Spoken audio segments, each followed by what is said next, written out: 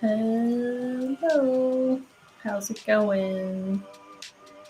Welcome back to Archetype here on Wednesdays, 7 to 9, with your host, me, sponsored by Dell. How's it going, everyone?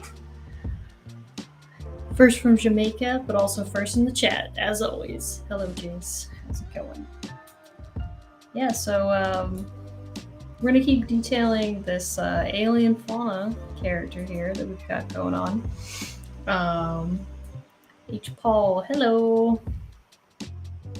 Hello, Adam. Hi, all the peoples in the chat. Appreciate you. I adjusted the color a little bit. He was pretty dark, but the coloration still kind of just stayed the same. But today I figured we're gonna go ahead and add some. This is more like fur, but I think it's gonna be fun if we add some feathers to this character. So he has kind of maybe like a hovering, gliding type feel to his bat wingedness. Maybe we can even add some like little gross webbing between his hooky arms and then some feathers. Webbing and feathers. We'll see. We'll see what happens. If there's webbing in one place, we'll definitely have to add it in a couple places just so that it doesn't feel out of place. But other than that, I think we'll keep plugging away. We'll also do some skin detailing stuff. He's fairly there. It's pretty much there. But I just wanted to add like a couple more little fine details and stuff to his skin and all that stuff.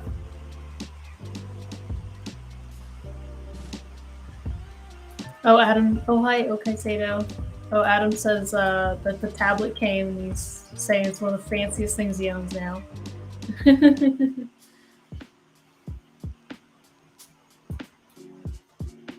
It's a great tablet. I really like it. I like it a lot. It's a lot of fun. I think for the fact that for the price that you pay for it, it's a really good tablet. I've had no complaints with it so far. Pressure sensitivity is great. Works in all my programs. The only thing that I have as an issue with Huion is I tried using their key dial for shortcut keys, or it kills pen pressure in programs like Procreate, that's on the iPad, in Clip Studio Paint and in Photoshop. I haven't noticed it do that in ZBrush yet, but yeah, I kind of stopped using it because it wasn't working for me. It just kept turning off pen pressure. That's the only other thing, but that has nothing to do with like the tablet. That's a whole nother piece of equipment that just doesn't seem to want to be compatible with pen pressure for some reason. And I don't know if that's like, maybe I just have too many Bluetooth things. Like, it could be so many things. But you know. So normally also what I'm doing right now is the skin detailing. And I would say normally this is where I would turn off symmetry. And I would just be sculpting on one side, and I'd be kind of, I'll go in and, you know, probably after the fact I'll go in and tweak. You know, I won't make everything super perfectly even, but for the sake of the stream and speed, I'm just gonna be kind of detailing on one side.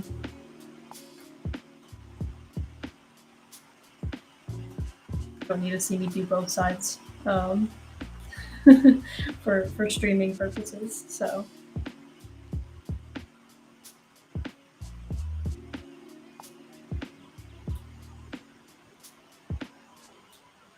Okay, so saying the chest in the front looks cool. Yeah, it's coming. It's all coming along. It's all coming along. You can see I started kind of adding some slight skin detail, but what I like to do is first I'll make sure that my smooth directional is on, which I don't think it is. So that's my smooth brush. Then I have some skin brushes that I personally like. There's a couple from um, Josh Hill. I hope that's his J Hill. I know it's J Hill on YouTube. If you guys don't know him as an artist, he's an incredible artist. But he has some of his skin brushes that he uses on Gumroad. They're nothing super crazy, but I like using them for like this fine detailing. And I would probably, to get this kind of detail, in reality, I would probably go up another level to just really crank in like that skin detailing. Now, one thing is that you do something like this, if you make it too uniform, I find that it doesn't really help you. It only kind of just makes the surface look busy. So I like to, wherever I feel like there's a point of tension in the muscle, I'll kind of smooth out that detail a little bit. Like I'm just kind of tapping around.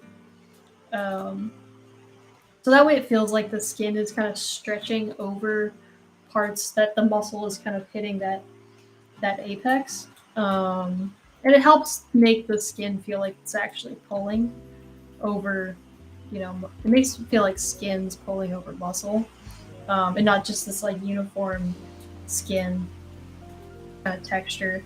So I think it helps break up, and then obviously not just using that brush, but using, other brushes in your arsenal is really nice too.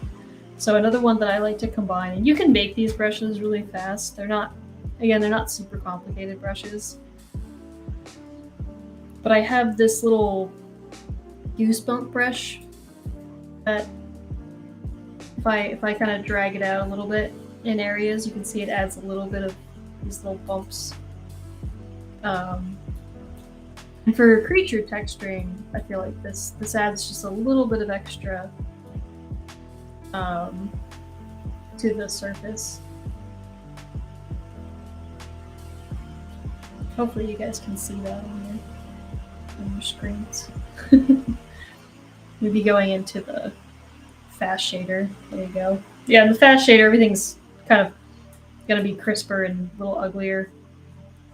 But you can see detail a lot better. So if it looks good here, then it'll look good in other shaders. You'll be fine. But you can see that a lot of this stuff would just be kind of tertiary.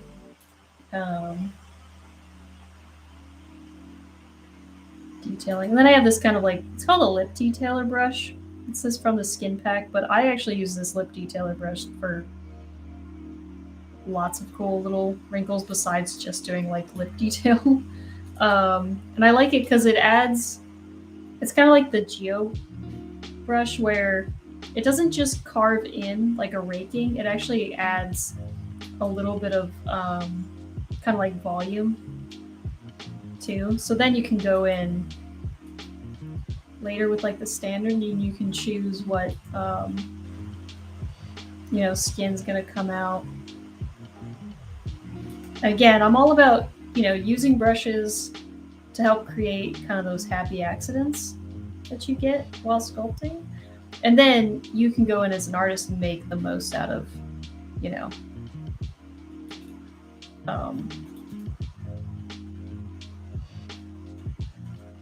all those happy accidents.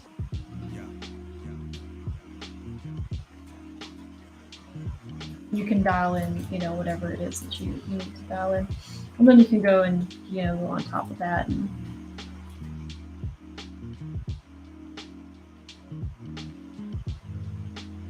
biggest thing for skin for me is crisscrossing detail. So you don't want to, hatch perfect squares, but the best idea is to kind of hatch one way and kind of go back and forth and kind of get this like kind of weird X pattern almost. It's like weird inorganic. These weird organic like X's. And you'll kind of get like a nice detailing that way. And again, some of it, I picked a weird spot to do all that detailing, but you get the idea.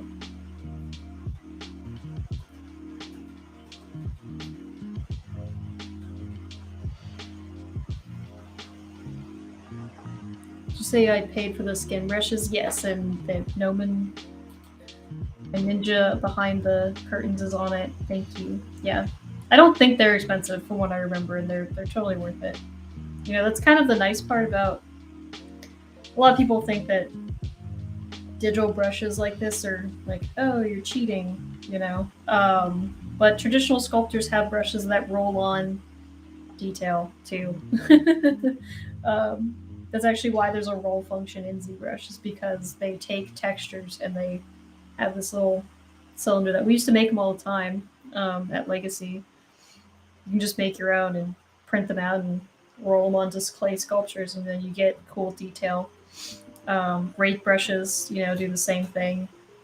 If you mess up and Dremel into your, you know, standard triangle like wire sculpting brush, you'll get like these tiny little rakes. There's so many cool tools in digital or in traditional that digital's just kind of copying and following as well. So I don't want you, don't feel, you know, you can't use cool brushes that you find. Because I think it's the same thing applies where everyone wants to know, oh, you know, what brush do you use? And, you know, it's not the brush that makes it, it's the artist. It's the same thing with Photoshop where you're like, oh, what brush do you use? You're like, I don't know, round brush. You know? The biggest thing is going to make that skin brush good is your design sense and your sculpting abilities and all those things. You know, as an example, give that clay brush set to your, you know, parents or your friends or somebody who's never drawn or done anything, and they're not going to know what to do with it, right? So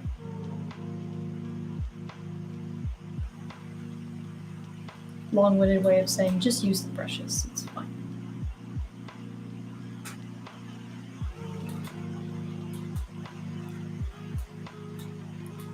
But also from a production standpoint, if we didn't use brushes to detail, it would take forever, and you don't have that kind of time sometimes, you know.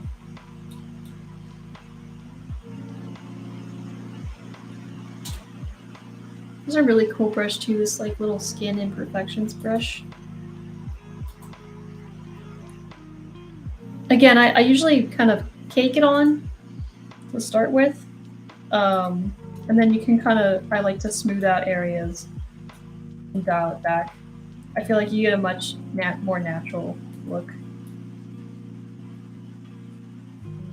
Or you can turn your brush setting to like a really, really low setting. So that way you can almost barely see it.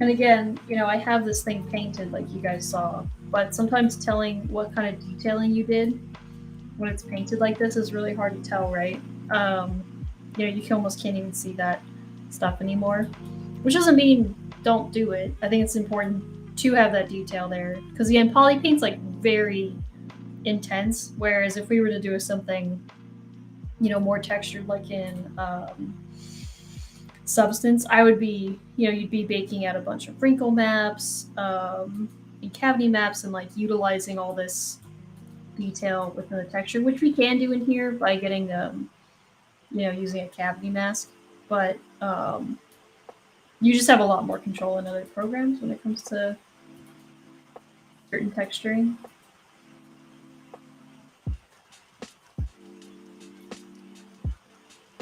So just keep that, you know, in mind.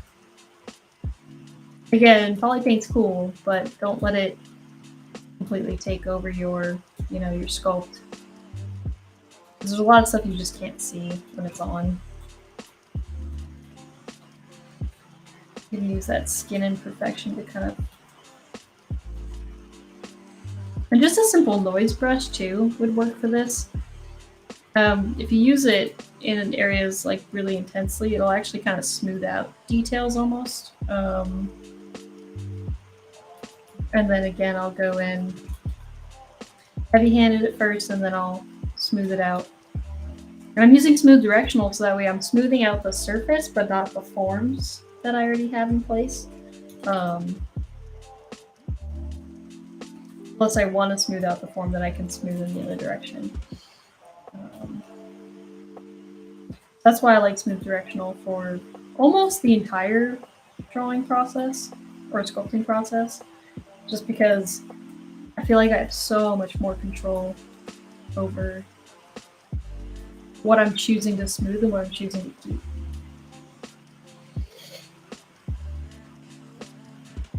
Okay, so I just learned something new until now. Thought traditional sculptures made all details by hand. Sometimes they do, but there's tons of actual, traditional tools as well. Just how sometimes people do, like the best way to sculpt scales and stuff like that, I actually just think it's sculpting scales, like just doing it by hand. It's really hard to find a brush that's going to do that for you. It's really just the artist's eye to have a good sense of detailing when it comes to like making scales and stuff. But yeah, there's tons of tricks of the trade, in order to get that detailing. So it's more by hand than some digital stuff is, for sure, but they have tools. So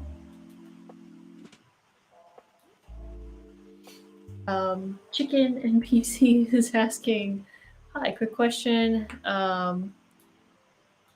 about how things are classified with mythological or fantastical fauna. What is the distinction between a character and a creature? Just curious. That's a really good question.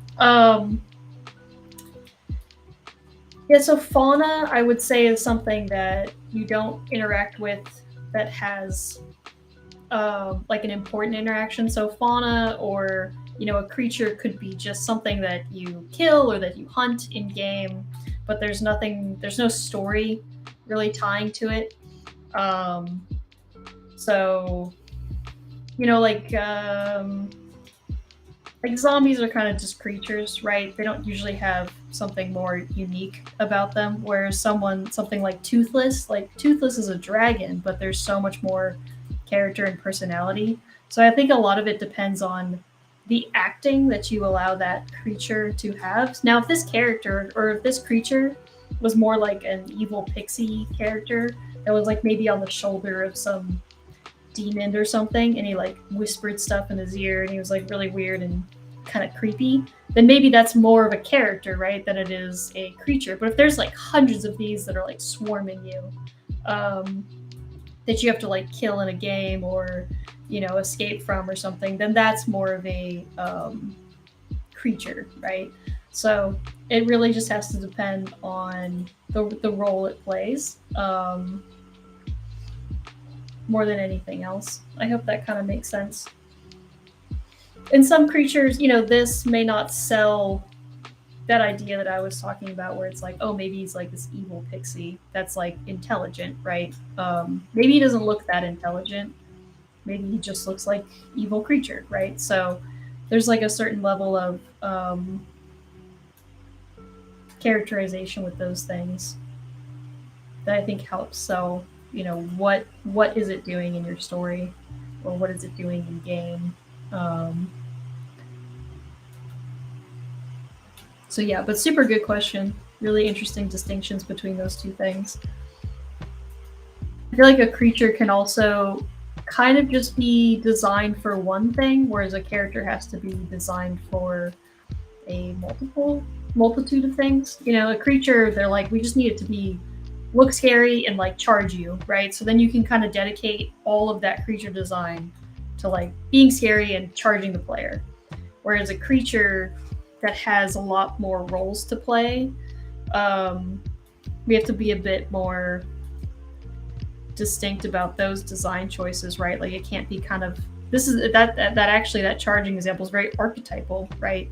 It's very much just kind of like this one shoe fits all kind of creature where it's like it just charges, that's it. Whereas if I think in Mass Effect the Krogans are supposed to charge, but they also talk, and you can have one on your team, and that's like a totally different kind of creature, but they both charge. So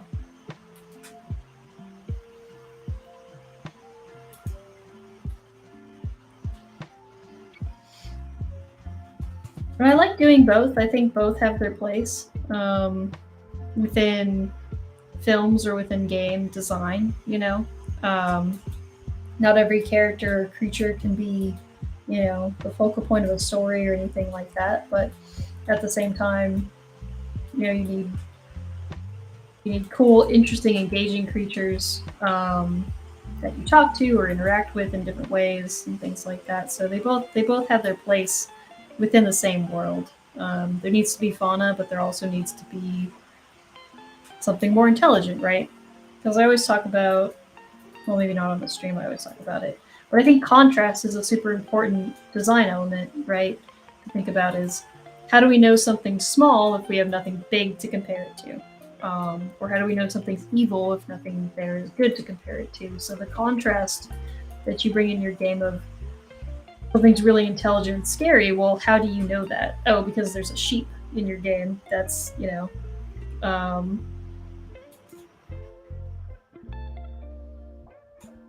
just like hanging out and not doing anything, right? And having the player be able to read like, that's a sheep, it's fine, versus that thing looks like it's going to kill me. You know, are two really cool distinctions that you can have in the game, and that adds to player experience, and that adds to, you know, world immersion and whatnot.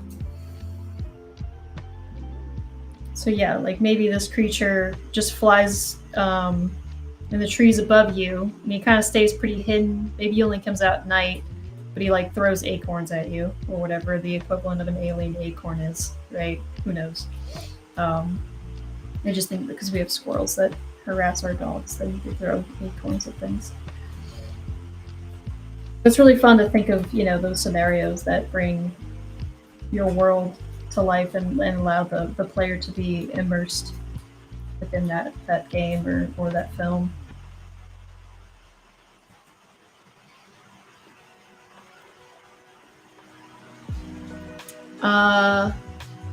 Little Man, I think is that what that says?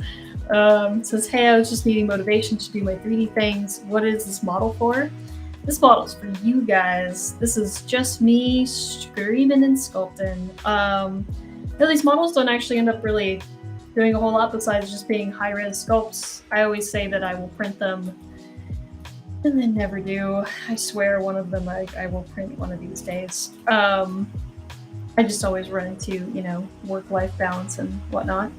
But yeah, this is just, you know, a stream called Archetype where I come on Wednesdays and we pick an archetype, which basically, this case, this was like the alien, and they kind of turned it into something more specific, which was the alien fauna, as the idea grows and kind of comes to life over the course of a month or so.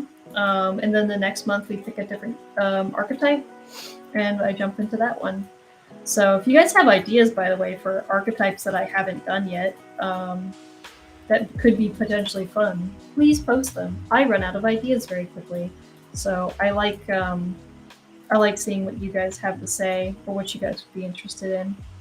We already did a magician, but I have this stuck in my head of a lizard wizard, so don't be surprised if the next creature we do is lizard wizard, because I want to just do that.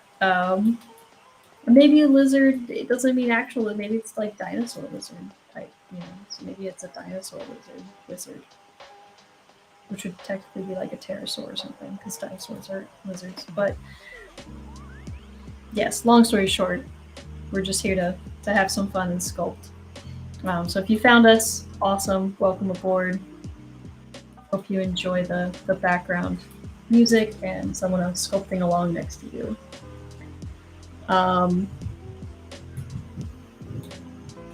Chickens also, how do you imagine the anatomical structure of the character or creature if it's not quite human in silhouette? Is that something you consider for still images or for only animated?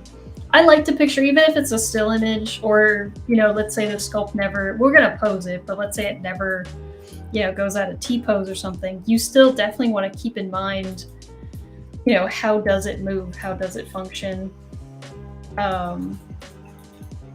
because that's what's going to give believability to your creatures. So this character's somewhat humanoid. It's more sapien, you know, it's more like monkey-ish based or lemur. My reference was, let me bring that down actually.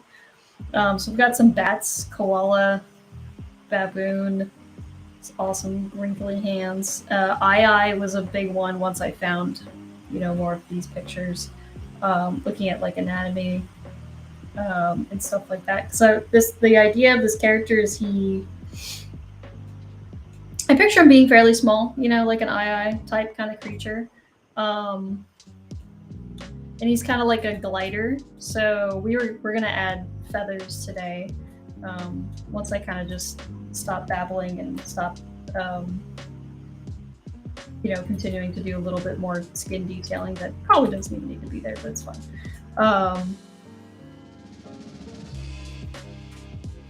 But so, you know, my initial thought was, I don't think I have my initial drawing up, but my initial drawing was this like weird floofy bat creature. So we kind of started in that direction. And then over time, as I started thinking about, okay, what is this creature, you know? I don't think I gave him appendages, but then I gave him these little hooks and I was like, oh, kind of reminds me of a gibbon, and gibbons hang from trees. So I was like, maybe it hangs from trees. And then the idea of the feathers, I tried to add some fur, but then I added kind of like a feather-like tail. And I was like, oh, it'd be cool if he had feathers that help him kind of glide. So instead of a sugar glider that has like webbing, he actually just has feathers instead. But maybe they're not like super big, so he can't really fly with them. They're just meant for gliding from like branch to branch, and then he hangs on stuff. So that was kind of like that initial idea. So all of the anatomy that I'm basing this off of are things that climb on trees, things that glide, things that fly, and all of that gets kind of combined into a creature that hopefully feels like it, you know, could move and you know, grab onto things and do stuff like that. So that's where the inspiration. A were-rumble bat. Oh my god. Yes, Alexandra. I love it. A were-lumber bat. Oh yeah, I'm gonna have to say that a few times and it'll get there. But yes, your other comment is studying the heck out of anatomy is a very correct response to what I do all the time. I just went to the Natural History Museum this past weekend and studied some bones and whatnot, and doing some well, yeah, it was a phase. I did a, you know, muscle reconstruction and skeletal drawing of the short-faced bear that they have there, which was super cool. So any opportunity I have to study anatomy in real life is super, super helpful as an artist. And you can see I could just keep detailing all day, but I need to start making some feathers here, so let's do it. I'm going to hide these not so good feathers. And I'm going to start making some basic variety feathers. And I'll probably just do plains. I don't think we need to go super crazy. So I'm just going to model out some couple different feather types as I chat with you guys. Oops.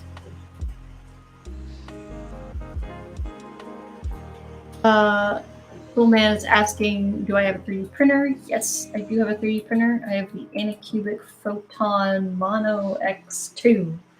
Such a mouthful, but yeah, it's a great printer. I love it. Detail's amazing. And then my students actually at Gnomon, they gave me a gift. They actually printed out. Oh, where's my camera?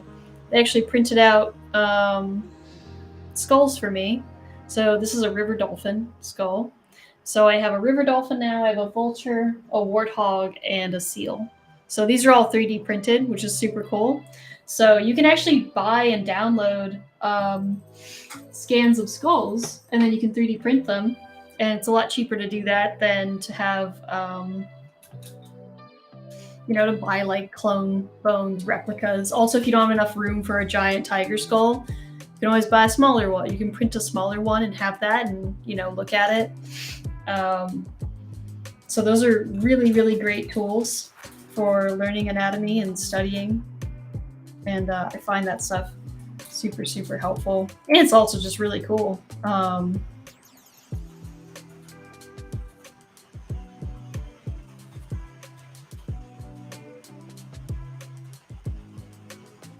Little man says, that's sick. I didn't realize this is a school. I was just going around looking for 3D software.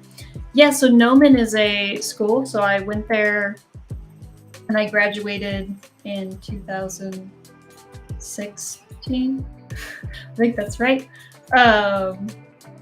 And yeah, it's a school for visual effects. The software I'm using is ZBrush currently, which is a really awesome 3D modeling program and high-res sculpting program. But Gnomon, I also teach there, so I'm an instructor there, and I teach ZBrush. So I teach Intro to Digital Sculpting there, which is super, super fun. I love seeing all the students come up with super, super cool sculpts and concepts and ideas. I'm debating whether or not to add the little plumage, like the actual rod, quill, whatever you'd call it. I actually don't know what you call it. I don't know what you call it. I think it's quill, but I don't know if it's just a pen. But yeah, Gnomon's awesome. They also have online workshops and stuff too. You can take individual courses there, or you can go full time, and they're a BFA school, so they're pretty cool. You'll learn a lot going to Gnomon. But yeah, if you have any more questions about ZBrush or Gnomon, I am here for you. That's what I do. I don't think I'm going to add the thing. I don't think you'll see it. That's my guess. But I can always change it and replace it later. It's not that hard. But I'm just gonna keep going. So.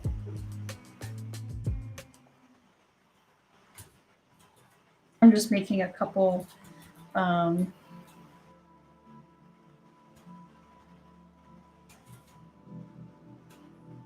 variations of feathers. So I'm just trying to make a kind of like a smaller one, and then I have a little bigger one, and then I'll probably make a primary. So I have a kind of a pointier one. Actually, this one, I'm gonna round this out more. I was looking at my reference. I think they kind of round out a bit more. And then I'll make one that's pretty. I think with these two I could get away with a lot.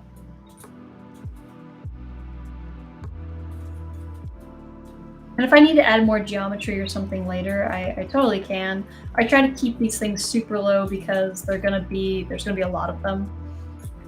So that's why I try to keep it fairly low. And then I'll make one that's more like a plumage, like a primary feather. So this one will be,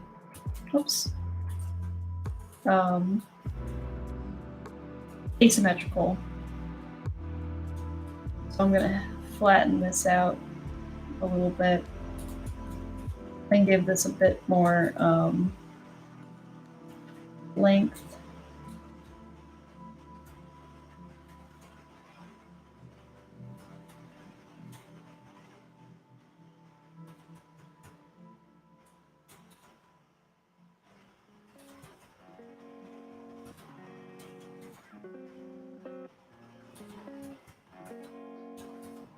I'm being kind of picky, I guess. I don't really need to be that picky. I'm just kind of looking at the silhouette and seeing what I can move to make it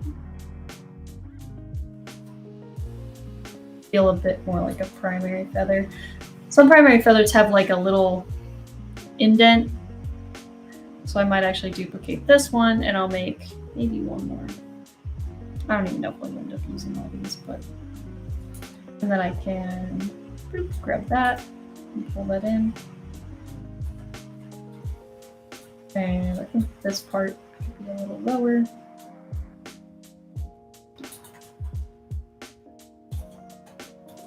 Now I have a couple different feathers. Move these all down and out of their own ways.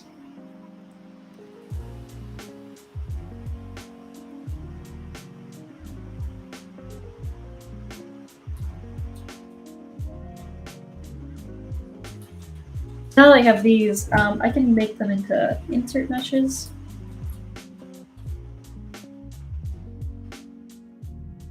Just say new, and then I can go down to this one and create Fauna, I can append, say OK, and then go to the next one.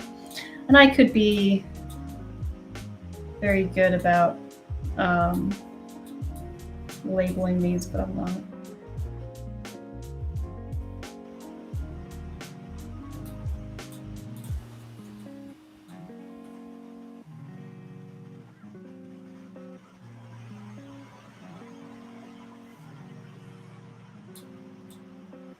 So now I have 4 of those. Cool. So now I'm going to make some geometry to figure out where these feathers could go. I'm thinking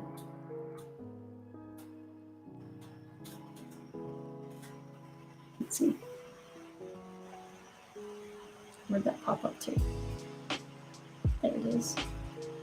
You know, doing stuff like this is actually pretty helpful to just grab, you know, you could just grab a screenshot and kind of go, okay, where's, you know,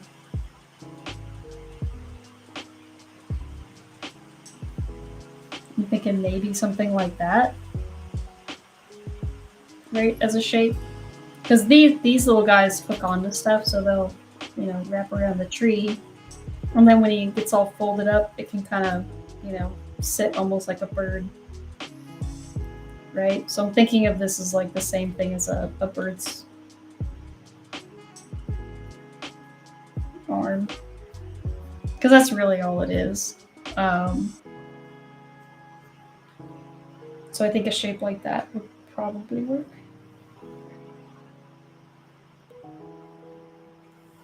So yeah, don't be afraid to just, you know, sculpt something out real fast, and then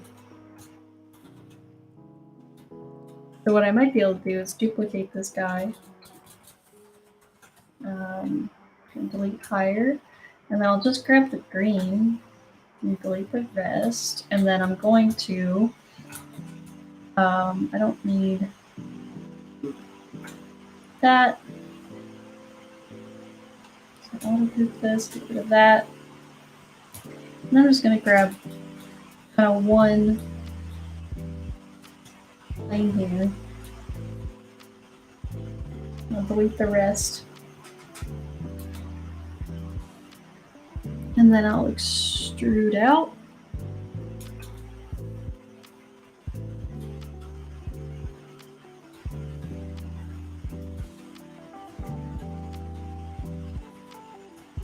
Now I just need the plane, so I'll auto group.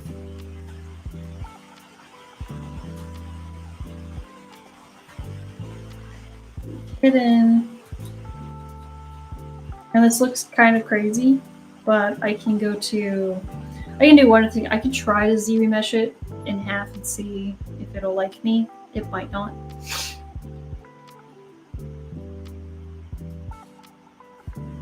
Oh, it's got symmetry. Hey, that's not that bad. Thanks, ZBrush.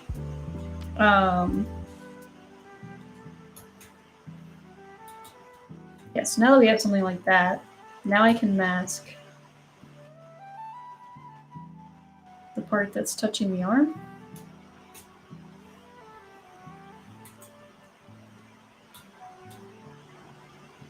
Alexandra says, oh, tricks. Yeah. Sneaky, sneaky tricks. Now I can smooth this out a bit. Also, if you want it to be kind of more flat, or when I'll keep that mask, but we can just find the angle at which this is somewhat facing. If we just scale it down, right? That got pretty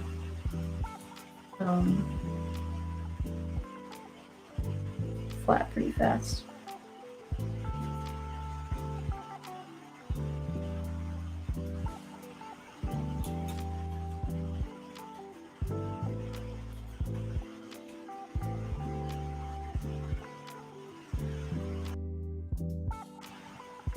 I get the polygons to face in the direction that I need.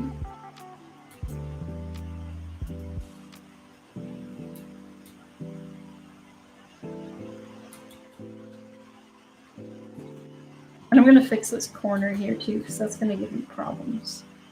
It's like weird, not stitch thing.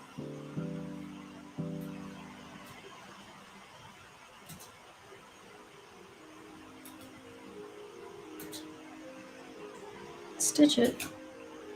Why aren't you stitching? Okay, you stitch from the other side. Whatever. You do use ZBrush.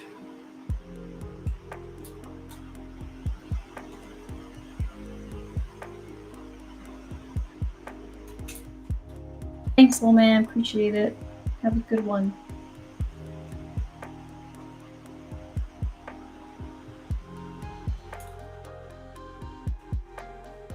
Did I get rid of that, actually? There's an easier way to do this. Boop. It doesn't look easier, but I swear.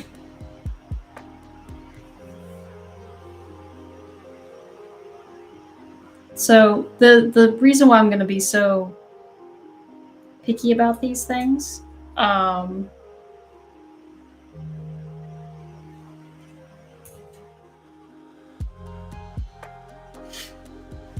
is because I need a nice edge flow going that way.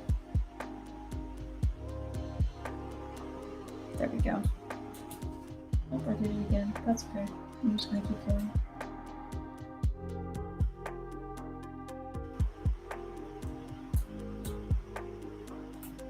So yeah, I need some nice edge flow, and reason being is because when you use, I'm going to be using Nanomesh, and so using Nanomesh, it's just really important to make sure that you have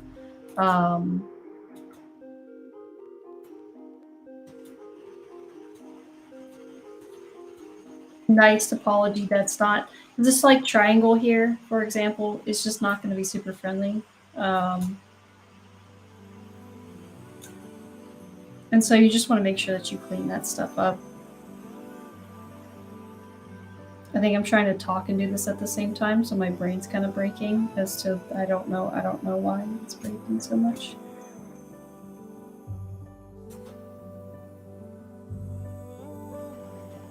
Cheapest criminy, that shouldn't have taken long. Too much talking and too many people being like, bye. But it's okay. It's all good. In reality, I should just be deleting and like bridging things. Because my brain is broken.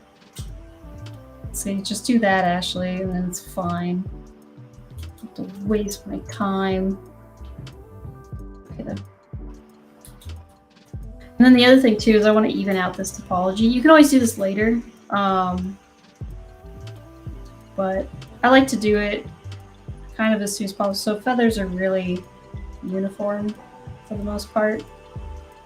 So I want to make sure that I get some good uniformity. And if there's, you know, an edge that's, like there's probably too many edges up here, right? So then we can just get rid of some. It really just depends on how many feathers you want, but you want something fairly even, and then I can insert again, and this is where our covert feathers will kind of be, and then we'll make some main primary ones, and we could probably do 2 layers of that, And then I'll probably just duplicate one to make the kind of like little primary feathers, and we'll see how that goes. Gnomon School, yes, this says max on ZBrush.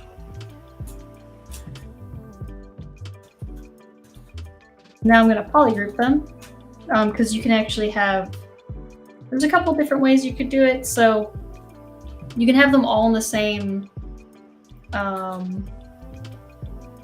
polygroup, and we can try that first. And if it doesn't work and we need more, then we can always split it later. But for now, I will take this, and then I can go into my primaries, and I will pick the small one first.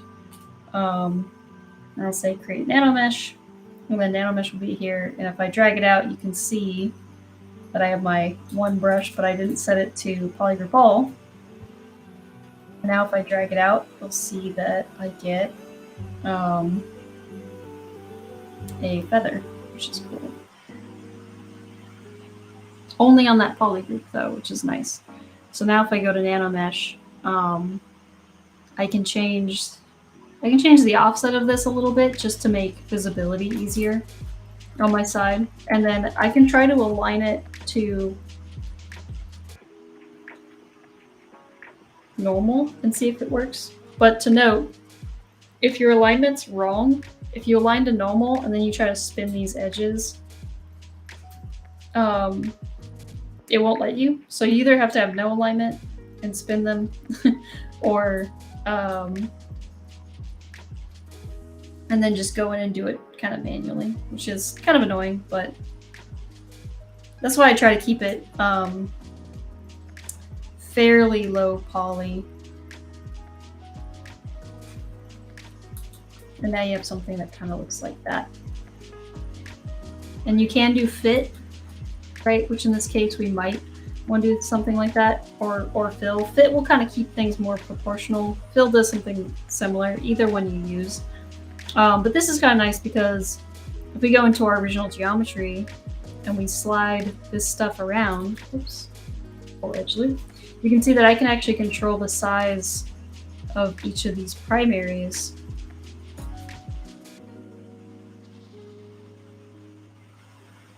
Right, based on the polygroup. So if the size of the polygon. So if I want smaller feathers, you know, where it's gonna end up, you know, kind of being the end of the wing here, I can kind of do that and then make sure that these get maybe bigger. Maybe these are kind of smaller. These ones in here are definitely going to be smaller. Let me get bigger and bigger. Right, so it's pretty cool that you can kind of do that. And then if we want a lot of them, we can just tile it. And then we can, you know, make the size a little bigger. We can make the width overlap.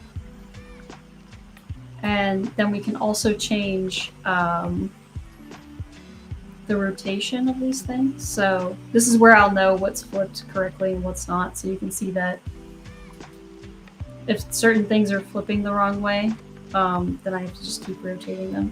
So I can, oops, wrong one. I can do that first, and then I can go and remember I can say spin edges. Right, so these are all facing. I couldn't tell exactly at first, but now you can tell if they're all facing the wrong way. Really, for my thing, they just need to face a direction. There we go. And now when I rotate them, you can see that they all do that. And you can also, what's nice about this, you can add some variation to it. So I can add some slight variation. I can vary the width a little bit here. I can change the width. I can change the length a little bit, so I can lengthen them, but then I can also vary up and randomize, right, that length. So now we get a very varied wing, and then I can just keep kind of randomizing these offsets, and now you can see I get a little bit more depth as well.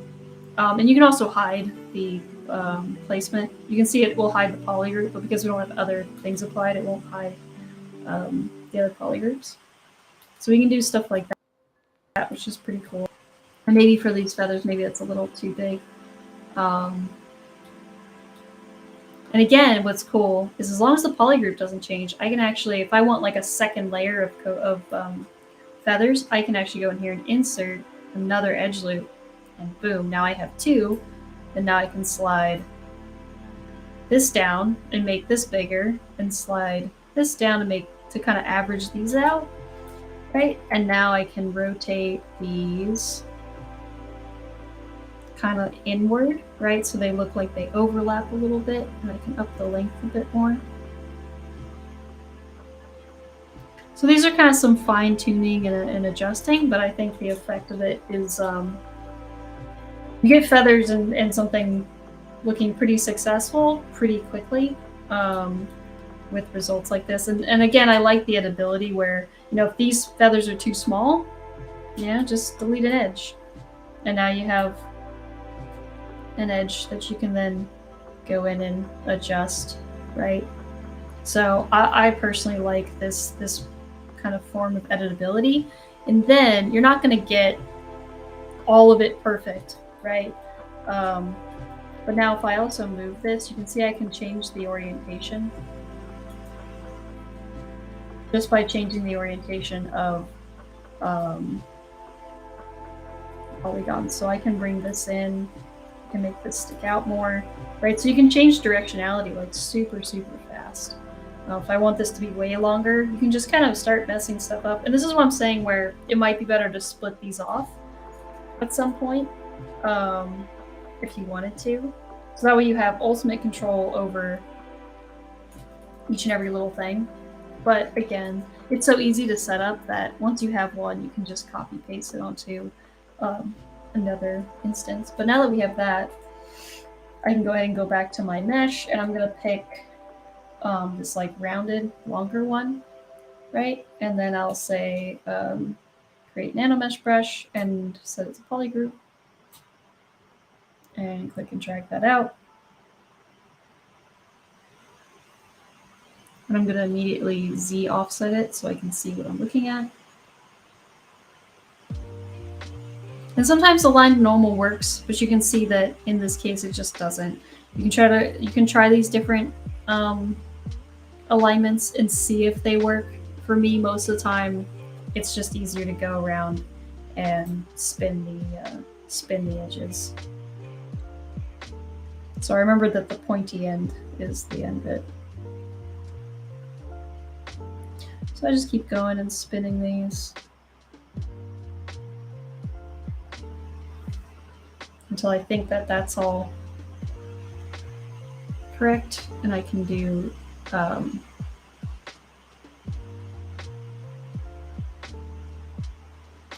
fit or proportional. In this case, I think I might want proportional.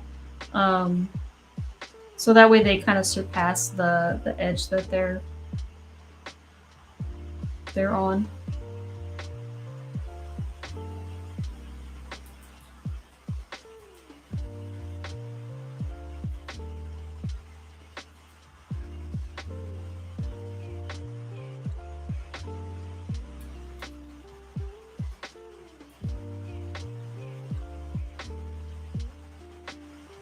It's kind of weird if they're not quite facing.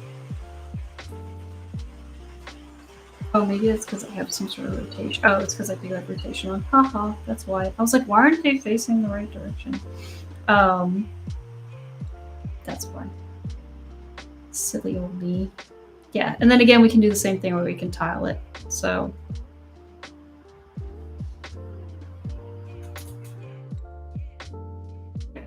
Went the wrong way tiling. You know, maybe just 2 tile, and then we can make sure that these are much bigger. And I'm trying not to change the length too much because I like that they sit here, but you can always, you know, offset them by a certain direction. Oh, there's ones that are spun around. There we go. And again, then we can just change up that variance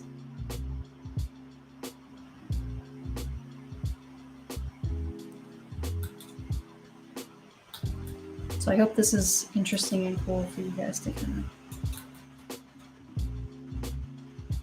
see. And again, I can always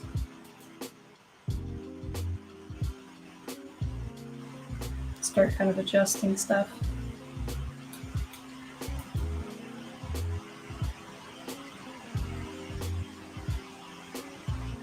So I try not to be too crazy, but you can see why I wanted that uniformity. Because if you have like a weird triangle, it's hard to make it face the right direction that you want. And so I find this a much easier time. Again, go low poly, because if you need more feathers, you just tile more feathers. So it never hurts to be kind of in the lower range of stuff. Oh, there we go. That's what I wanted.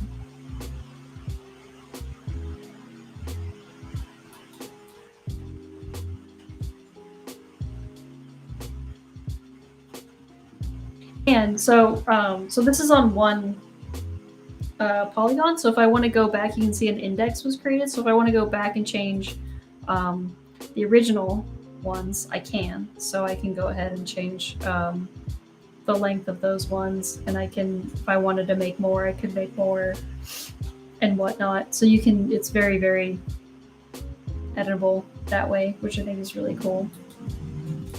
So again, I can just keep swapping back and forth, and these have just different settings and different things, and then you can make your last one. So I'm going to, so with this, I'm going to grab, oops. Yeah, I want this guy here. And remember, I made two different primaries, so I'm going to grab these guys and polygroup that as a separate polygroup. And now I can grab this guy is gonna be my bottom ones. So I'll say create Nanomesh brush, boop, and then select polygroup all. Oops, I picked the wrong one. What's that one?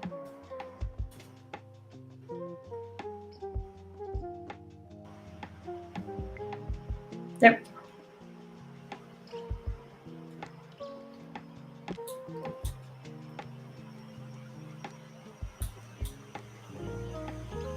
These are super wonkified, aren't they?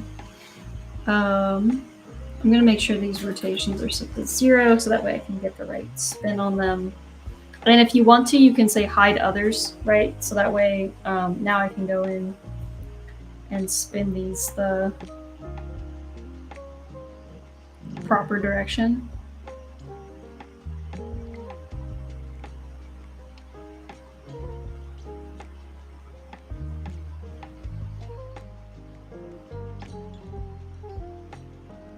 Offset these.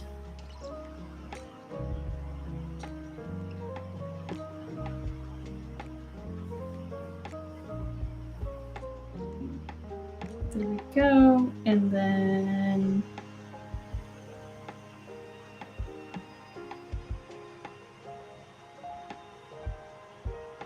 I can turn on, no, I double is on. Can I offset these? Oh, that's interesting. You can't see them even though double's on because they're a polygroup. So I was trying to flip them because they're kind of rotated the wrong direction.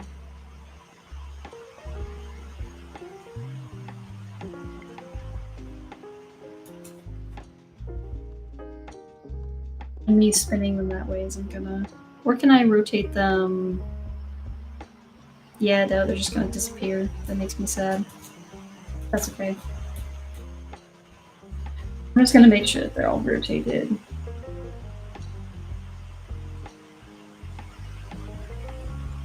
That way? Yep. Yeah, that's right. I wanted the little pink part on the other side, but it's actually kind of easy to fix. So you can do this thing where you can say edit mesh, and it'll pop over into this side. And I'm wondering if I can just mirror it and then say unedit. And there you go. Now it pops in and it's the right way. So those are, the edit mesh thing is really easy. You can also color things that way. So you can actually say edit mesh and you can color and poly paint. And then that will also transfer over. In this case, these are just flat planes, so I wasn't super worried about it, but you can if you want to. So go ahead and tile these. Again, I've been doing it only like twice, and then I can make them much bigger. And again, I don't mind that the plumage is trying to hit the inside, right? Because that's where they would actually attach onto the skin. If it doesn't match perfectly, I can always fudge it later. Prashant, hello. And then we can do it that way. But again, I can change the length,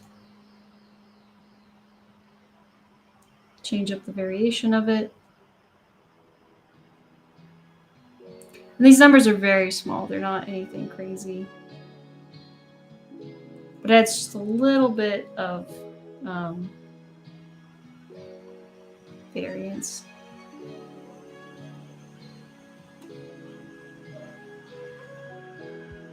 So I'm going to try to tuck those under, right? Pretty cool.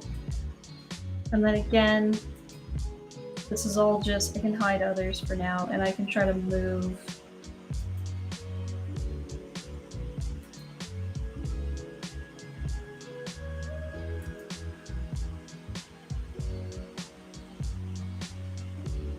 Now see, the only thing about this is the moment I'm moving that, I'm also moving my other feathers, right? So just remember that depending on what you're doing, that may or may not be what you want. And that's where later, if you need to go in and like tweak this stuff, you can. But as a block out, really good first block out.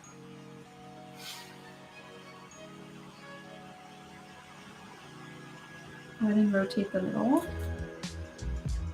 Yep, there we go. So I'm rotating those on the x-axis, so that way we get a little bit of tilt, so that way they can hide under one another. You're right, I do need to save. You are always right there for me, man, every time. Thank you.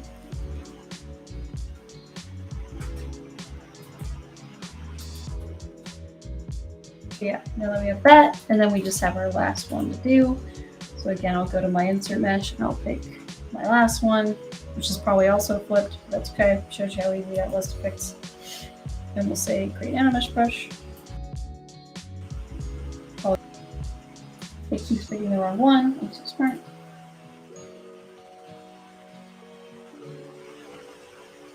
Zoop. There we go. And then I'll hide the others. It's a hot mess. And oh, also remember, it's faces that you have to spin edges on. If you click on edge, there's also a spin edge, but that won't change face orientation. So just keep that in mind.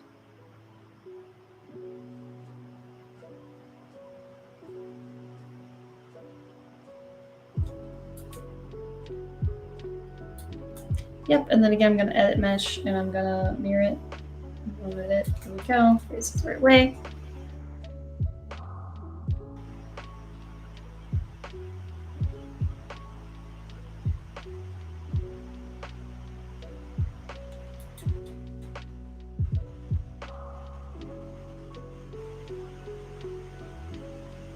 I mean, you could just do one because it's the primaries, right? So that would actually not look too bad. This is also super inexpensive as well. So looking at this guy as a whole with like these feathers, normally if you had like a bunch of polygons, they're not even rendering technically as polygons yet. So this is also super cheap for your scene as like a preview. And then again, I can say show placement, and I can turn that off, and now I get to see basically the full wing. I just don't see the backside, which is weird because I thought I would be able to see the backside, but it's fine. But yeah, you can see how far you can get. The only thing you can't do is if you do like a mirror, all of your orientation gets all messed up. So keep that in mind that you need to just keep one side, look at it that way, and then when you're happy with that, make it actual mesh, and then you can mirror it over. But so now you can go in here and adjust all these things.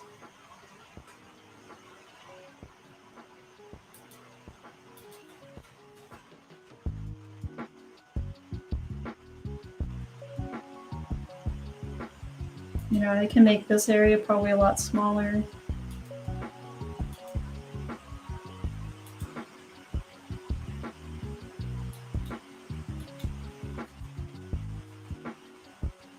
And then if you get stuff like this, just again, you can hide others and see where the issue is, right? So it's right there. So now I can just go in and adjust length of these things, or I can adjust probably, I think it's Y offset.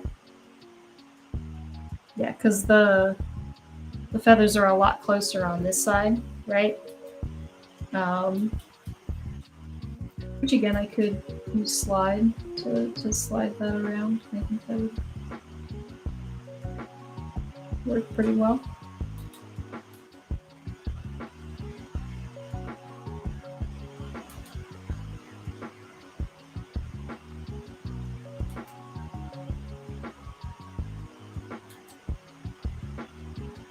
Corners are always an interesting one.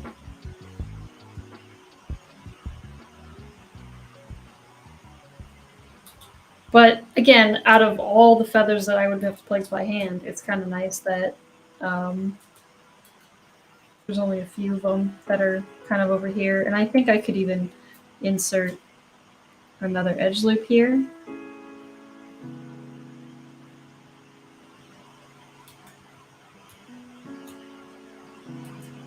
Just trying to move. Where's the orientation on this thing? Why is it freaking out on me?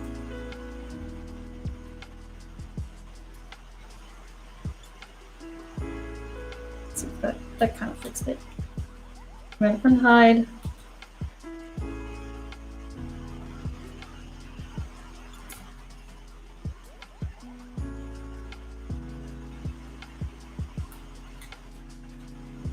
And then you can just keep switching indexes. There, you keep adjusting. And now we have like a cool little wing.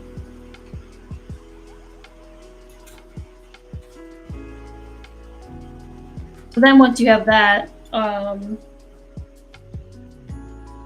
can always duplicate this if you want. So that's what I like to do, is I like to duplicate it so I can keep one that's very editable. And then I can go down here to one to mesh. And I can go to the other index and say one to mesh. The next one, say one to mesh.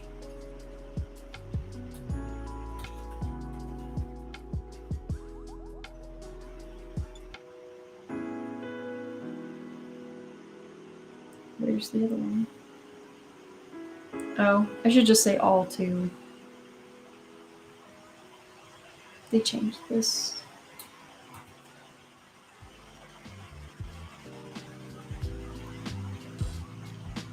All Nanomesh. Oh no, that's ZBrush.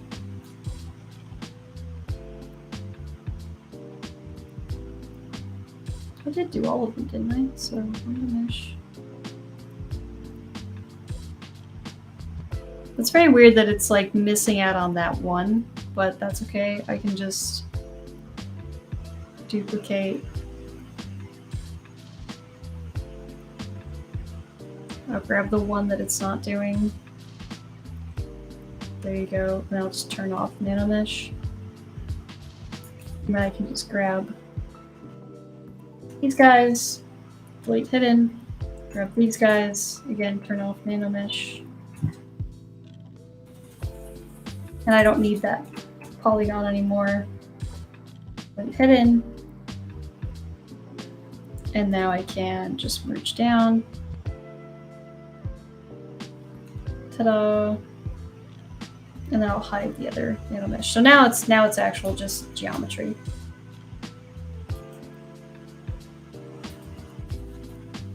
But you can start tweaking and moving. So I can mask the stuff. I can mask the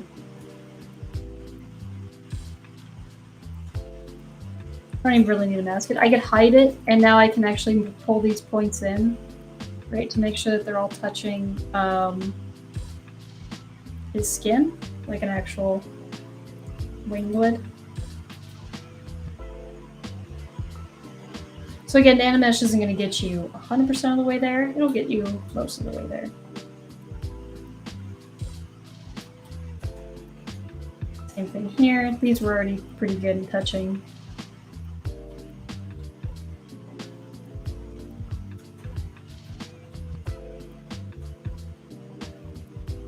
You can see here they're not, so I could grab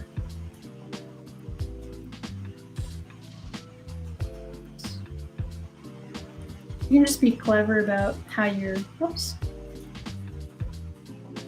Back.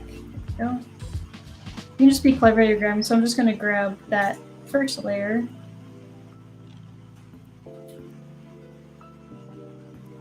And then I can shrink my selection. I can group that, and then I can move. I could even mask the very tips of the wings here.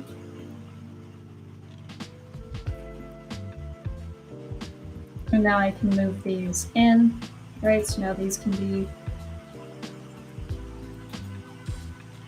Because that's probably the most annoying part to get right on the Nanomesh, is it actually touching the skin. So I can just move all this stuff up.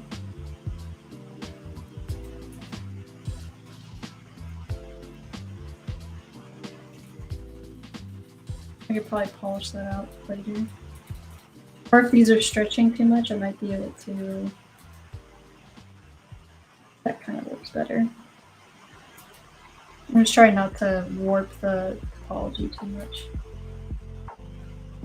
Yeah. Then again, I can make sure that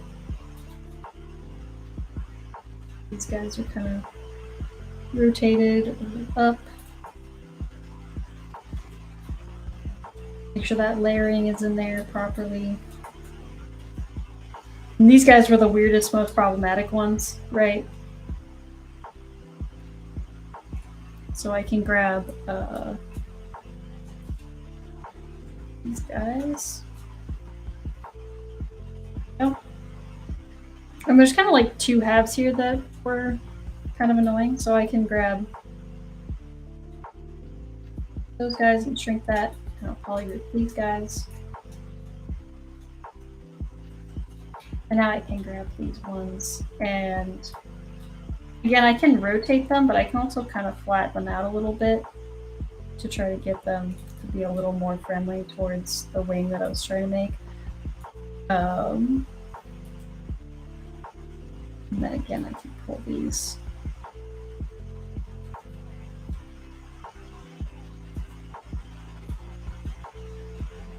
And I'll go in and edit these also by hand later. So now we have something more like that. And now I can grab these guys and do the same thing. Try to get these kind of placed somewhat properly. Roll those up into there. And then I can... I would actually... A deformer would work really well, but I'm just going to move it.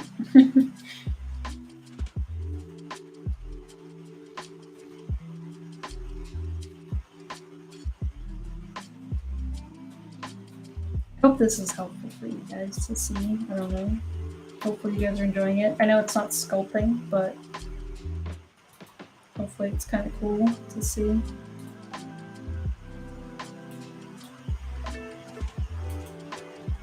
I feel like sometimes stuff like this, there's so much mystery behind, like, how did they do that? And then you actually watch it and you're like, oh, that's not that bad. I can do that. And the answer is yes, you can. make a more complex feather. So in the end, you know, if I wasn't streaming and doing things quickly, I would make a really nice finished feather for like each one, and then you can do this, and then you can tweak them and do all that jazz. Now you can see I have the insides proper, but the outside of the feather, there's also a line of stuff, but that's just as easy. I can take what I already have, kind of try to position it, and then I can just duplicate it.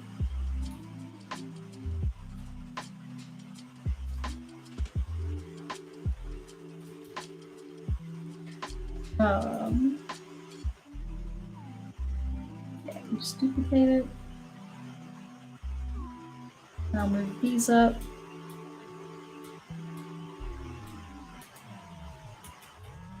Right, but I want the green to be on top, but this is where I can just have to go in manually, and because if I auto group this, it'll be like, you know, 1,000 different. Shrink it, group that guy, and now I have just the green, pull that up. Work smarter, not harder, right? You can easily make more feathers now that you have all of your feathers.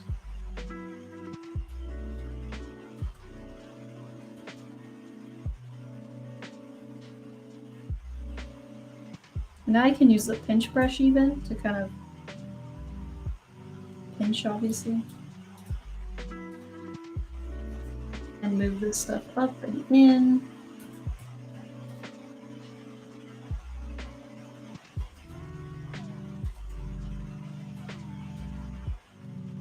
Just finding the correct layering, right? I want to make sure that that wing is touching the skin, which it isn't. I pulled it up too high. He also has a pretty thin arm, so that's something that, again, I could go back and, you know, make adjustments for if I wanted to. But I think this would work.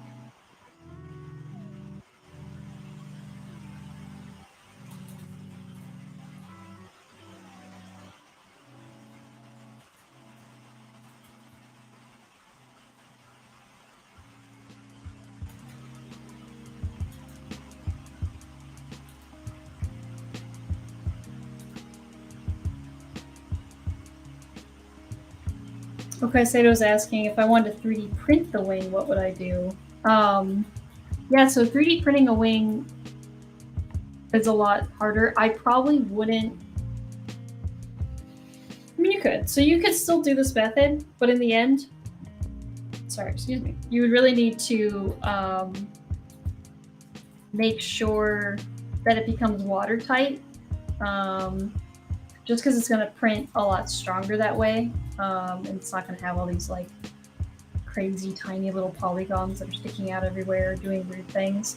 So you definitely don't want that. So you can still use this method, but then at the end, like sculpt on top of it, and then you're going to do kind of like a really high-res Nanomesh. So that way all the feathers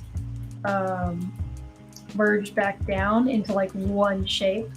Does that make sense? Because otherwise you're going to end up with like tons of little holes and pockets and stuff that is really annoying to print. That will cause probably more failed builds than anything else. So that stuff is it's easier just to kind of sculpt it like this to get your shapes, and then you can, after the fact, oh, that's what I'm doing. These are still two. And then after the fact, you can, you know, adjust.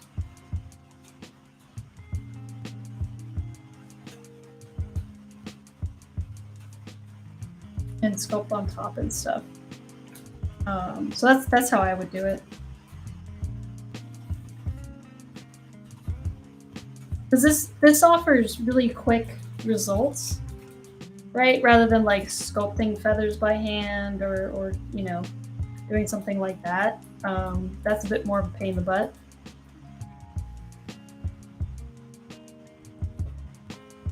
Just remember the pink ones that are underneath.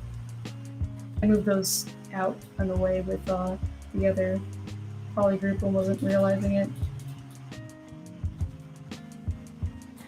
Again, these are like the little adjustments at the very end, but this is way faster than like placing feathers by hand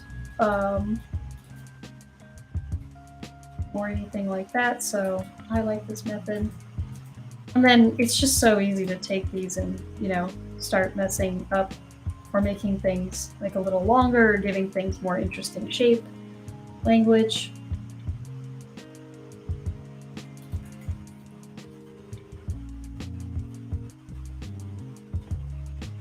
Making it a lot smaller, for example. Or making them kind of, maybe they flay out. And again, I use super simple polygons because it's way easier to do this with really small polygons. If you have something really dense and high res, chances are your mesh is gonna kind of get all messed up anyway. So I like doing it this way so that way I don't deal with weirdness. And then I can now go in with the move topological. And I can adjust each of these feathers to make some of them fit more into the primary role, so these blend together a little bit easier.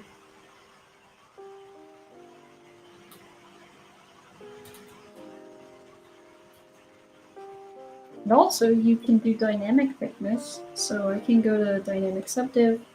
I'm going to crease so that way when I smooth, they don't move. If you don't, they'll smooth out too much, and see now there's a bunch of holes. If I just crease it.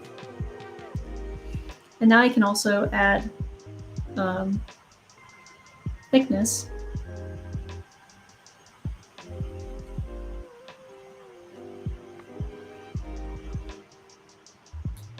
But I'm still technically working with those simple polygons. But now I can preview what a thick feather will look like, which is cool.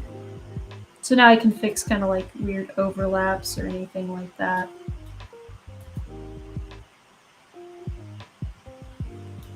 This is where you can also weird weld, and now he's got wings. I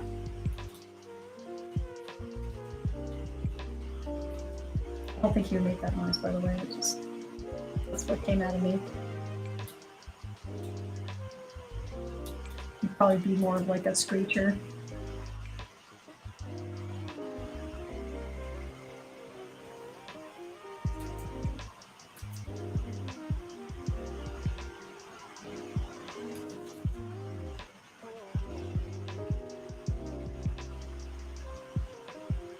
And now I like being able to add some variance to these end pieces here, right? So it feels like it's kind of more natural, and then this like rigid, straight craziness.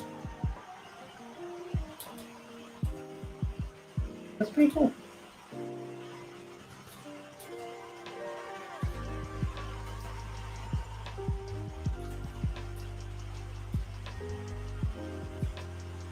I used to, you know, it's one of those things where until you know how to make them, and you're like, time to make wings, kids.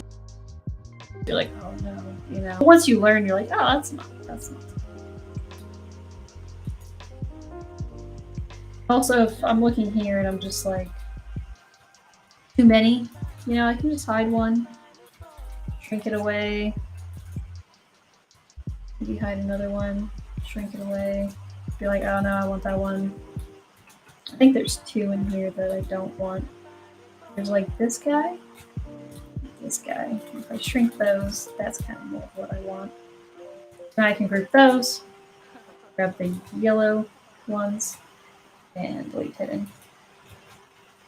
And then I can mirror as well.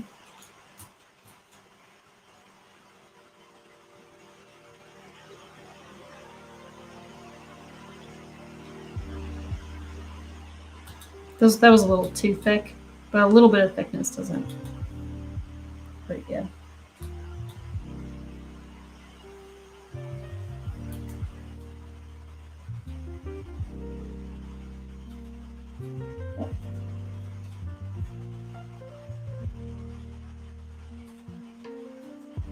Now I can also, if I wanted to, I can bring all this stuff up. Kind of go into the armpit here. Also, what's really cool, I think I shared this with the monster, was with Nanomesh. Again, if you're gonna pose it, instead of, you know, doing this where you have like the feathers all hanging out and stuff, like this is a lot to pose. You can keep that original Nanomesh here, and when you pose it, you bring in a transpose master, it actually will just look like this. So then you can move it and stretch it and do whatever you want. And then when you bring it back, you can turn Nanomesh back on and you'll have all your cool wings and stuff. So for posing, that's also super, super cool and helpful.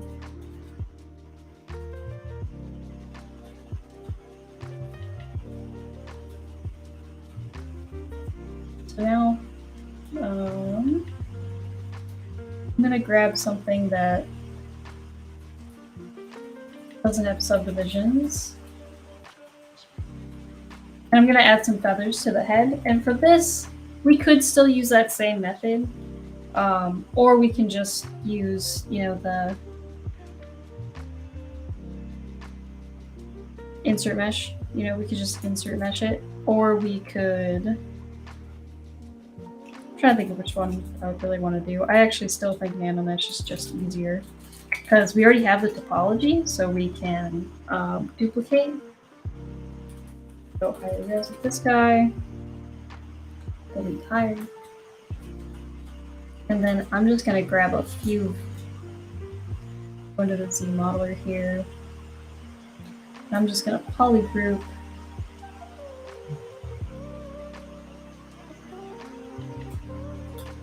Maybe like, I don't know, this row here.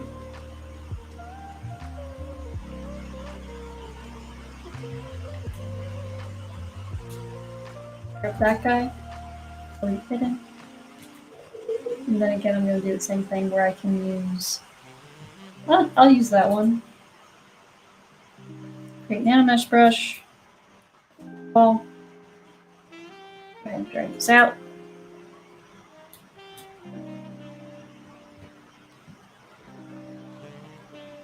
Lots of Nanomesh today. Hope that's all right with you guys. And again, I'm going to throw that Z offset, and let's see if normal will work this time. It's so close.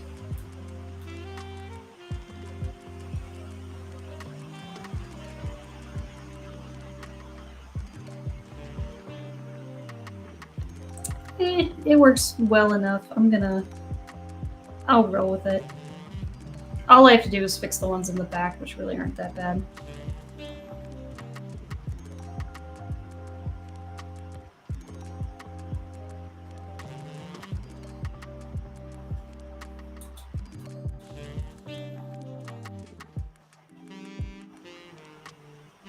Okay, so I was asking, by the way, did I check the character creator software? I haven't, but you know what? For this character, I think it'd be fun to try. Oh, that's right. Remember, kids, it doesn't work on the other side, so there's no point in having this geometry. So good. I have not tried it yet, so I think this might be a good opportunity to take this guy in there and, you know, do something fun with it. I'm curious if it would take feathers, though. I'd be very curious.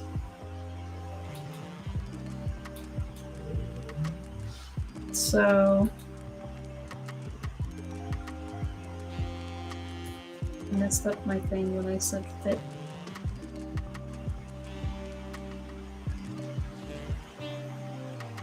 Because fit will kind of fit to... If the polygons are longer or bigger, I think it will make them bigger. So if I hide this and I make these bigger in the back,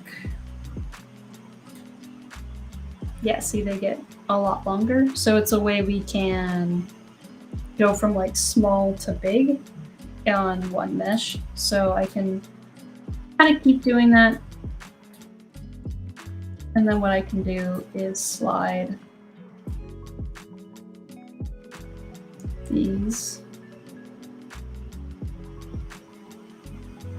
And then over time, these will just get more and more. Right, so now we have kind of like a nice like small to big, and maybe the size is a little, no, it's not that crazy. You can just go for it. And now we kind of have like this small to big kind of feeling, which is fun. And again, because we're just dealing with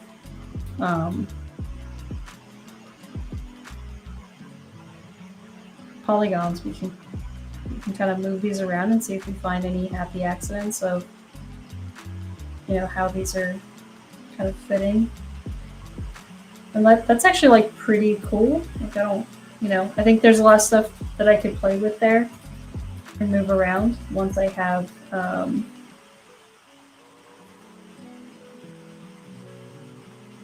the geometry.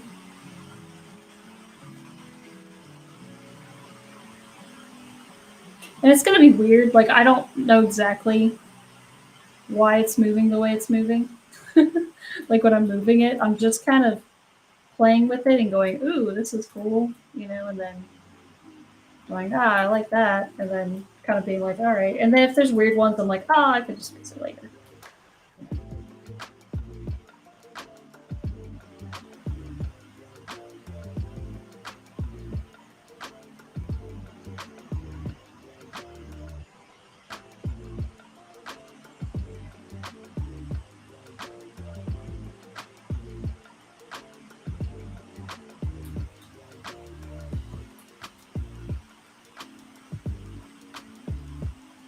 Maybe I want it standing up a bit. Oops.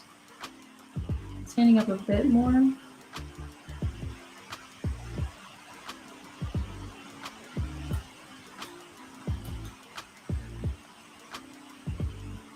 I'm gonna probably make these a lot smaller. That's what I'm thinking. It might be easier to make these smaller and then later make these even bigger. So I can pull these out more now.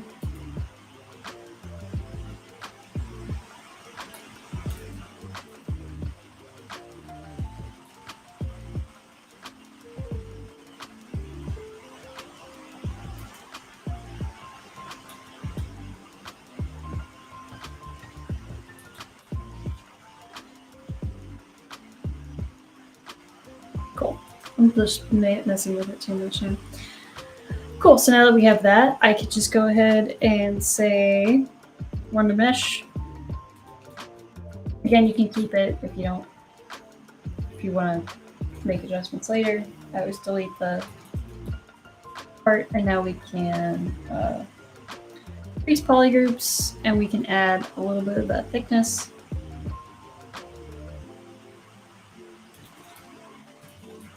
Now we can go ahead and move these into the surface. And this one, we should be able to just auto group.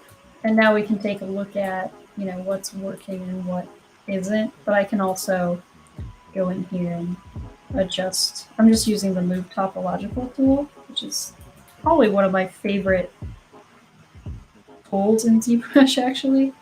I use it so much to fix so many things, and it's awesome. And super underutilized, I think, by the beginning ZBrush people. And see, if there's too much of something like this, there's a lot going on here, I'll start getting rid of some stuff that I'm like, yeah, I didn't need that. Maybe I didn't even need that guy. You know, I can delete that, and I can let the move topological, I can, you know, move a brush around to kind of replace that.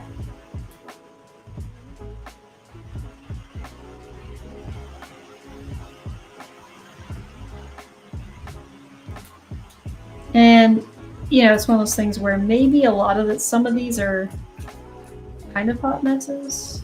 So I can grab, like, these guys don't make any sense.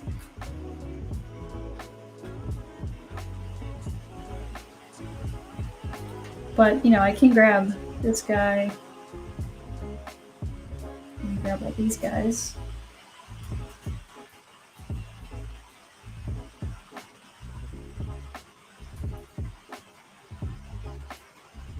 I can use my big move tool to kind of move them. Oops.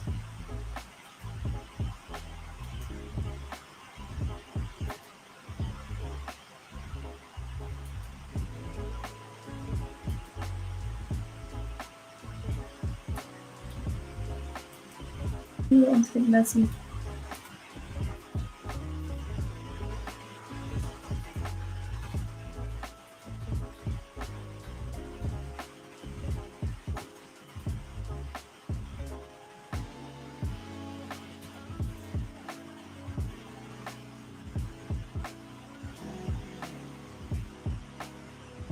Kind of lay those down a bit more, maybe.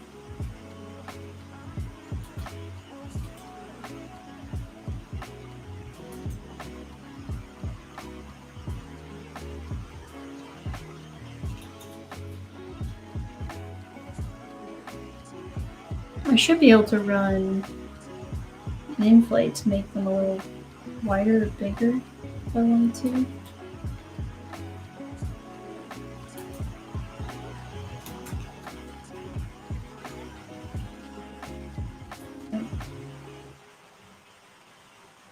And then I can run a near low. And then it's got a little birdie crown.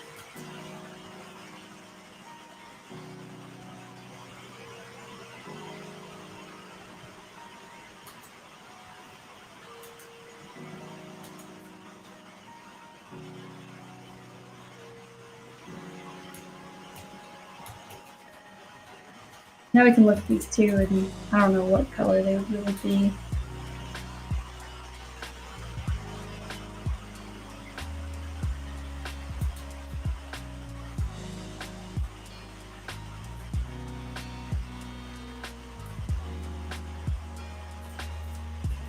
I don't think I could get much polypaint out of these guys yet because they're not. Oops, jeez. It's not bad.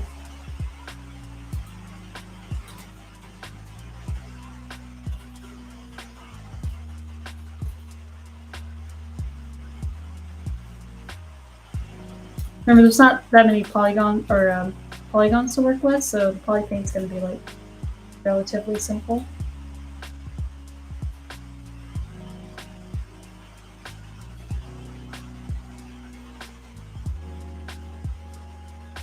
But you can get a good idea.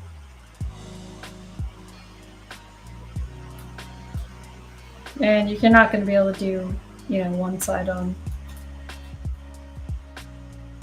the other. It might be a little too blue. It's not that blue. I think of a cool color you could do with his color palette, because he's very like pink, blue, pixie type, you know, color. I mean, all out pink would be weird. Maybe it wouldn't be anymore. Maybe look for something like that.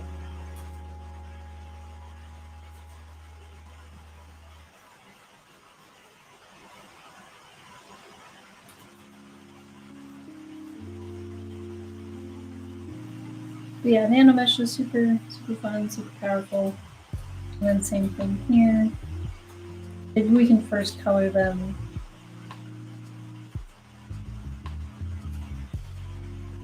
I'm also looking at it in not skin shader. There we go. I was like, why isn't that color blending? That's why. And then we can try to paint the very tips.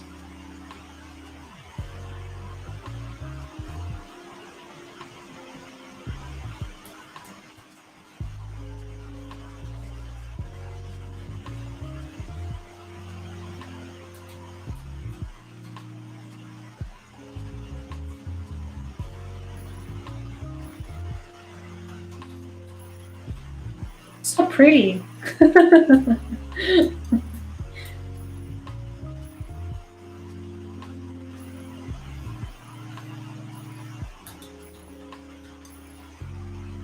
I like the way the feathers turned out on the crown, so we'll have to try to mimic kind of that in the feathers somehow. I did pick up pretty dark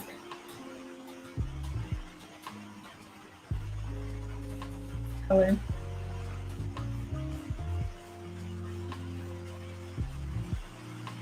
And then so that blue we can just do it dark.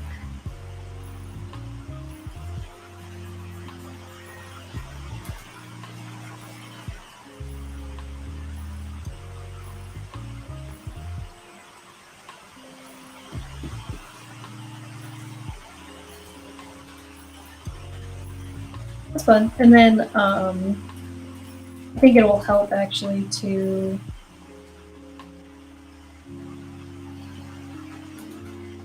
make his wingtips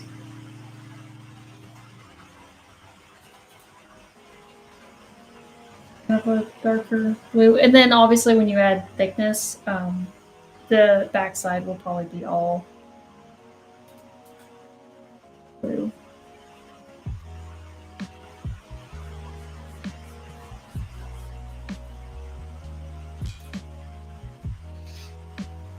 Something like that.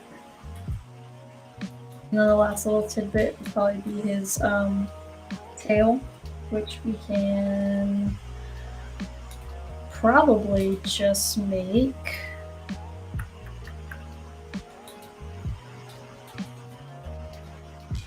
another plane.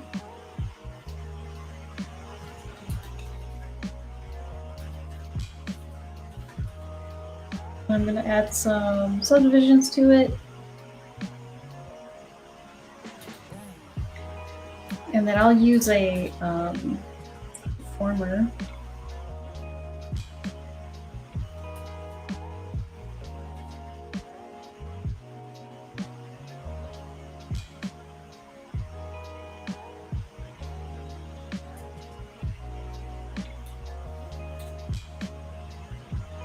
To try to make like a tail shape.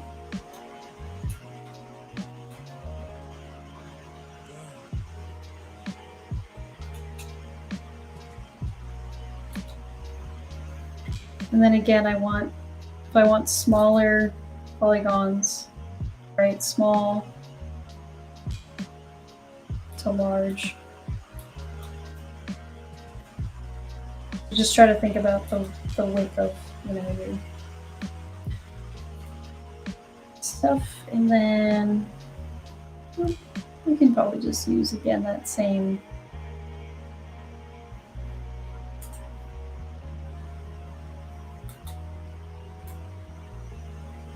Nanomesh.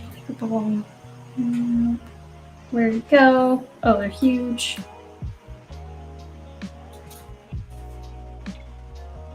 Of course, you're on the other side now. Which way are you gonna go? Which way are you gonna face?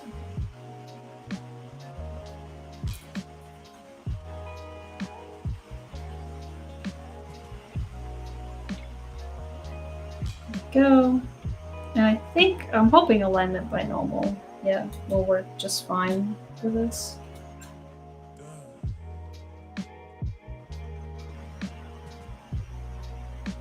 And then again, if we use fit,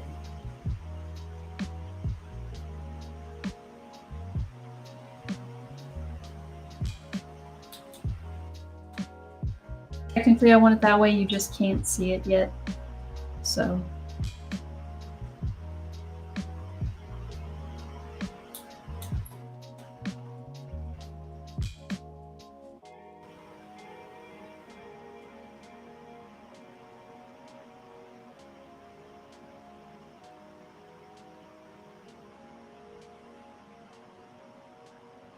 and then again, we can use variation.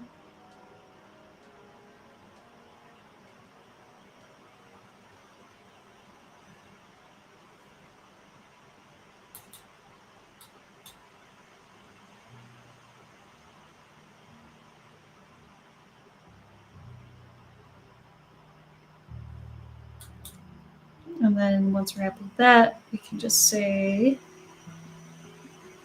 Nanomesh.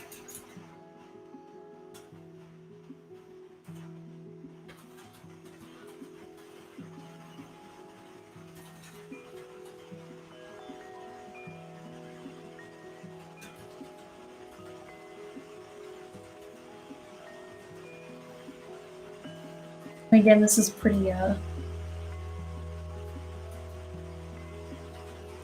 intense, but now I can take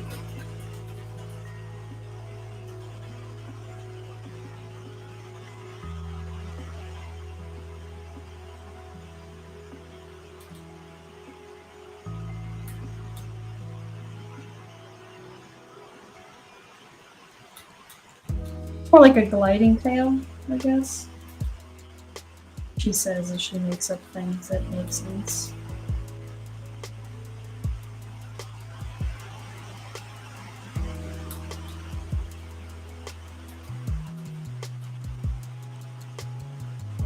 Forgot to add height variance, so I have to do it myself.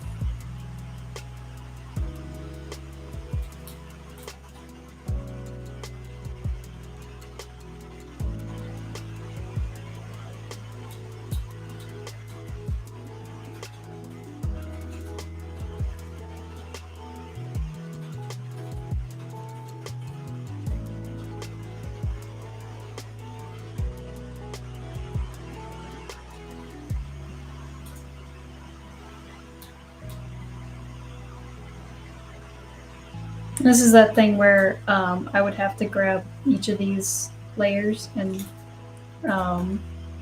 pull them up, which again is not that hard. I can mask and then mask. And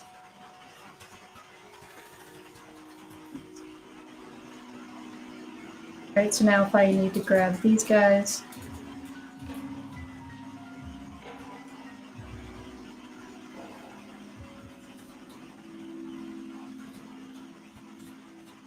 probably should have done this before I rotated it, so I can just move it back. It's easier to have this guy mask that.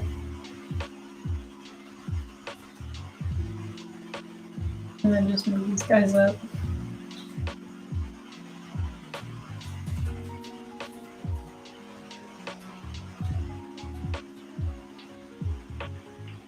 I don't need to move it all the way up to, you know, the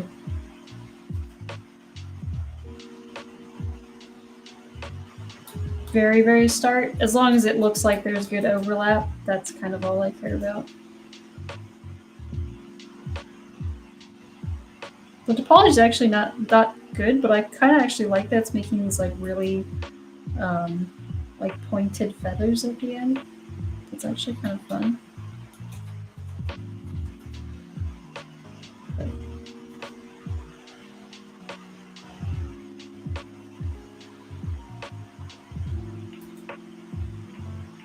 Again, lots of feathers today. We're almost out of time, so I hope this was helpful for you guys to see. Maybe not the most exciting process, but I think there's tons of other also scenarios that you can, you know, use this in that can be really helpful as well. Ooh, you know what we could do? Before we close it is I can center it, and then I bet I can use a bend arc. And I can arc it. And I can change, you can adjust this radius down so that way it curves more. So now we have kind of like a curved tail feather. That's more exciting than like just a straight one. Okay. Must have moved it some weird angle. Oh, I did it again. Ah, did it again. This is not straight. There we go.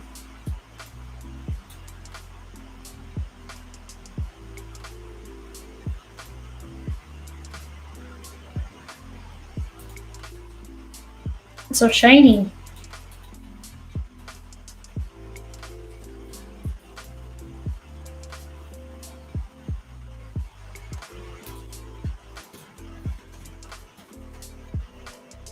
I'm trying to paint on it.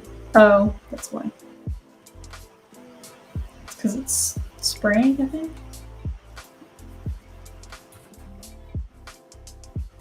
Oh, is it flipped? Yep, flip it. There we go.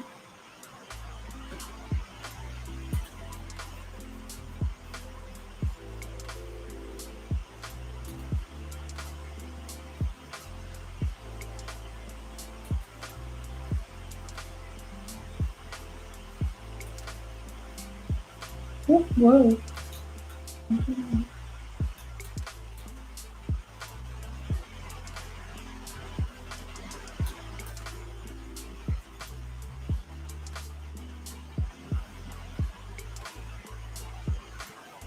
Trying to make this a lot darker and it's not letting me.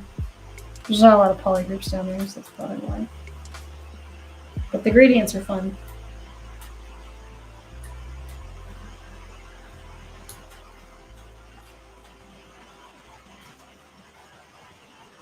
He is kind of a creature of the night, so I guess it would be a little darker. But there you go. Now he's got wings and a little weird feather crest and stuff. I haven't added the webbing. Maybe I will, maybe I won't. I think it'd be a nice touch though. That like little weird webbing and little sides. And we could add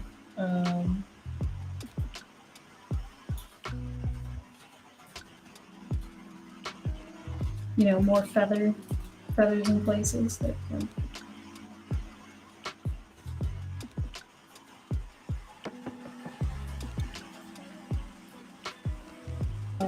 yeah. There we go. Now he has wings. Now he can go. Oh. Hold on, I gotta get at the right angle here. I almost out of time, so this is more fun. If you guys don't do this, by the way, you guys aren't having fun on ZBrush. I'm just animating flying across the screen. Okay, I'm done being dumb now. Let's go. Cool. Awesome. So, if you guys, thanks for tuning in. I know this was not a whole lot of sculpting, but a whole lot of feathers. So, I hope you guys enjoyed watching the mysteries of feathers get unmystified. If that was something new or something challenging to you before, hopefully it's not now, and you guys can move forward. And there's a bunch of different ways you can make lots of fun stuff with Nanomesh. And for Okai to just for you, I will say, there you go. Awesome. And so, yeah, that wraps up this session. We're going to have one more where maybe I will grab that character creator and play with it and see if we can... I have to see how it likes feathers. Otherwise, it's annoying to move all that stuff. But it shouldn't be too bad. But yeah, next stream we'll go ahead and pose it. And I'm hoping the pose won't take so long and the assets aren't anything too crazy. Maybe we could... bring it into Marmoset or something next week and do some like nicer rendering with this character. If character creator is really fast, then that would actually be pretty cool. That we could kind of pop it back in and then throw it over to Marmoset and do some lighting and rendering, which I normally don't get to do for the stream. So we can try go ahead and doing that. So that's my plan. Anyway. Thank you guys for your time. Have a good night.